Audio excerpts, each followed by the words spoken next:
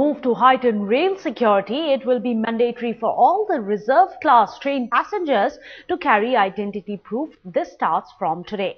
Well, the railways have firmed up steps to prevent the misuse of tickets by touts and facilitate hassle-free travel by bona fide passengers. Well, passengers failing to produce original identity proof in the sleeper economy and first class, as and when asked for, will be treated as without ticket and charged accordingly. The rule will apply for all forms of ticket issued by the railways through computerized passenger reservation system or the internet.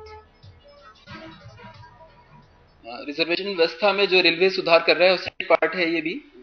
और अभी तक जो AC classes होती थी या तत्काल के ticket थे उसमें आइडेंटिटी प्रूफ रखना यात्री के लिए कंपलसरी था, जिससे कि ट्रांसफर ऑफ टिकट के केसेस ना हो पाए और बोनाफाइड पैसेंजर है वही यात्रा कर पाए।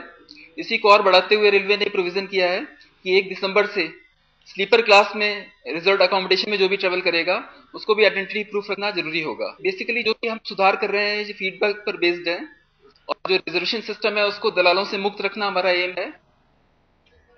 Well, the decision to introduce photo ID cards for sleeper class passengers is likely to deter the crowds from booking tickets under fictitious names and selling them to passengers at a premium. In February this year, Railways had made it mandatory for AC class passengers to carry identity proof with them. Passengers travelling on a Tatkal or an e-ticket are also required to carry iCards while undertaking train journey.